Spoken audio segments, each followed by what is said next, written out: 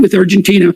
So what are your views on what is happening in Argentina? Like, let's start with Argentina. So what are your views on what is happening in Argentina? Like, what MILEI is doing, is that producing any success on economic grounds? Because it's very difficult to sort out the wheat from the chaff in terms of anything approximating legacy media coverage of Argentina. Well, I have to disclose here that I'm a good friend of MILEI, and we have been working for cause of freedom in Latin America for 10 years together.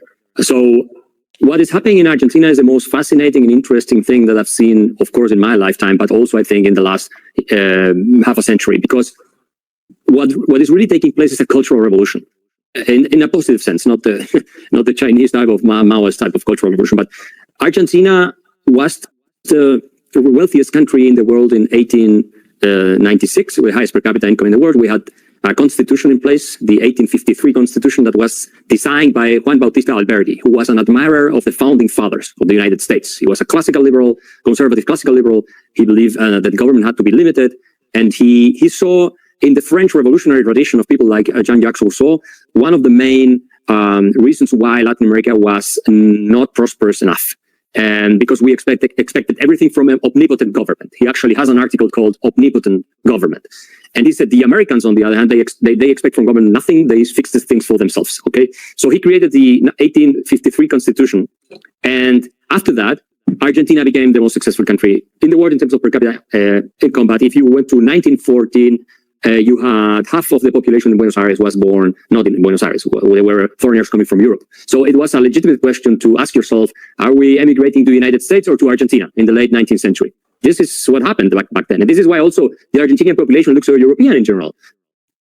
And you had in the last World Cup all these nonsensical articles saying, well, why there are no black people in the soccer team in Argentina and so on. This is and this is very European population, but in the 20s and 30s, and then especially 40s, with Juan Domingo Perón, who was a fascist general, a collectivist fascist general, admirer of Mussolini. He had met Mussolini actually in Italy, but he was anti-communist at the same time. He didn't want the central bank economy for the whole thing, but he wanted a corporatist type of very corrupt economy. And then they changed dramatically the institutions, and Argentina became a declining nation and a poor nation compared to the rest of the world, at least the developed world.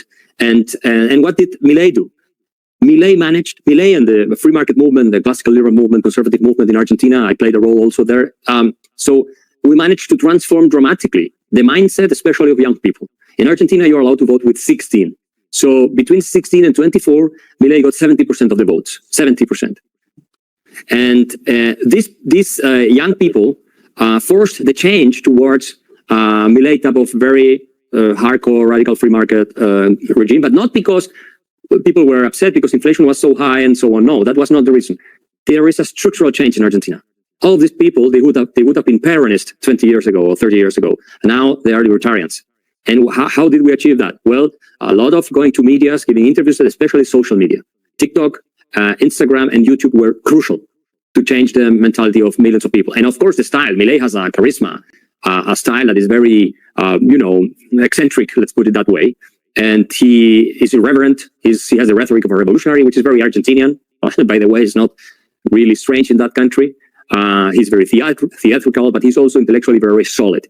So he came to power, and he's doing exactly what he said he was going to do. He didn't lie. He said, all of the last years that he has been on television, over the last 5-6 years, he has been saying what was going to happen and what it takes to fix it.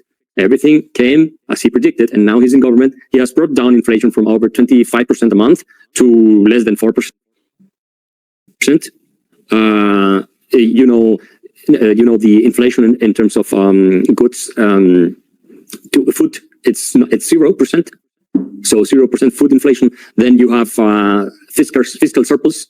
Since January, since he came to power, you have a fiscal surplus every month, a consecutive way, and then you are starting to see a little bit of a reactivation of the economy, because you first had to deal with inflation. They were on the verge of hyperinflation. If MILEI had not come to power, you would have inflation at over 15,000% in Argentina right now.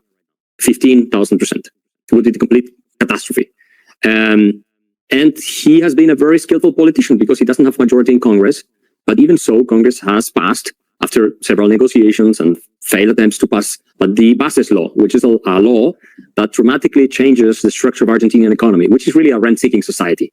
It's really, corporate interests in bed with the politicians and exploiting everyone else for their own benefit.